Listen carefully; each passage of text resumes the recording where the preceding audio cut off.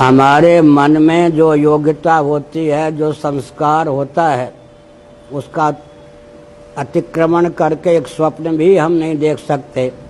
अंग्रेजों ने कूटनीति का प्रयोग किया, मैकाले को आगे करके हिंदुओं के, आर्यों के, वैदिकों के, सनातनियों के जो भी कहना चाहें कह सकते हैं।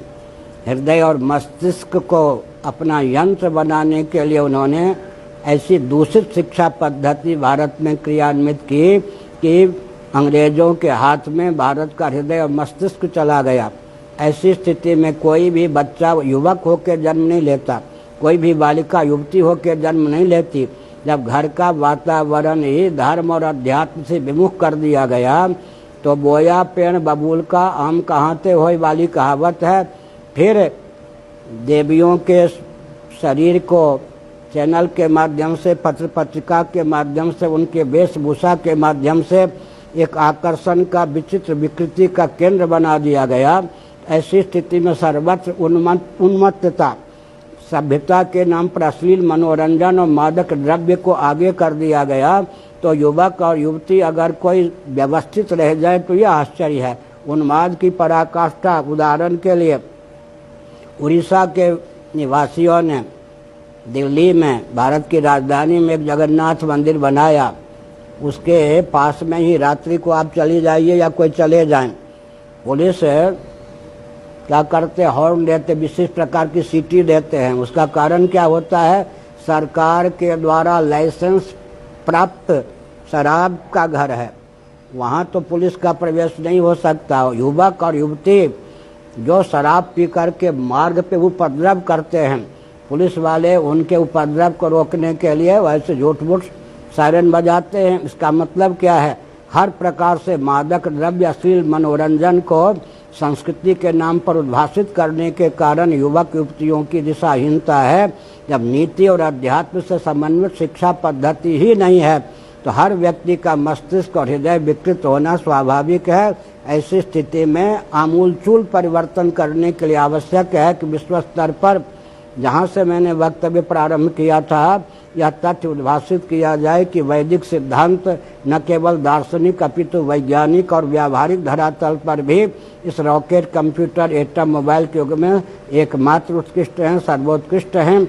इस प्रकार जब विश्व स्तर से हम अंग्रेजों की कूटनीति को विफल करने का प्रयास करेंगे तो सफल होंगे। अंग्रेजों की कूटनीति देखिए, एलिजाबेथ या एलिजाबेथ को विक्टोरिया से अधिक समय से शासक बना के रखा है, अपने यहाँ राजतंत्र को सुरक्षित रखा। हमारे यहाँ 71 वर्ष पहले नष्ट कर दिया। हमारी अनुकृति करके पोप जी को क्या अपने पंथ, रिलीजन, मजहब का सर्वोत्कृष्ट गुरु माना। वो जहाँ रहते हैं उसको क्या किया? राजधानी घोषित किया। पोप जी केवल पंथ, रिलीजन, मजहब के अध्यक्ष ही नहीं, बल्कि गुरु ही नहीं, बल्कि वो राष्ट्रपति, सेनाध्यक्ष भी एक प्रकार से होते हैं। बौद्धों ने 700 वर्ष पहले हमारी अनुकृति की। भले ही दलाई लामा आज भारत में हों, लेकिन तिब्बत के संविधान के अनुसार दलाई लामा बौद्धों के सर्वमान गुरु ही नहीं होते, बल्कि राष्ट्रपति भी होते हैं, सेनाध्यक्ष भी होते हैं।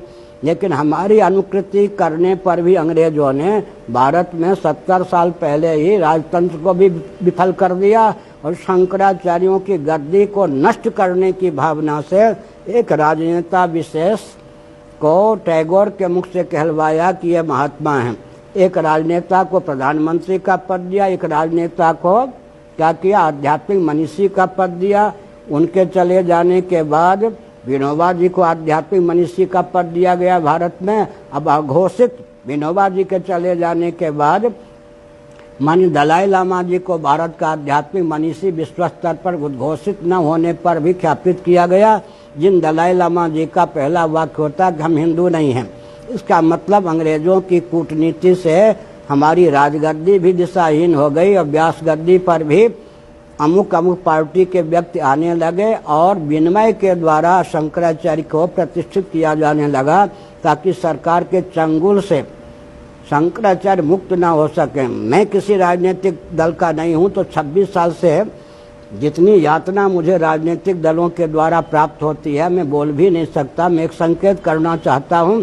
इसका अर्थ है शासन तंत्र भारत में अंग्रेजों का यंत्र, कम्युनिस्ट तंत्र का यंत्र और यहाँ तक अब हो गया है कि मुस्लिम तंत्र का यंत्र है और अंत में भारत का अपने पास कुछ भी नहीं रह गया।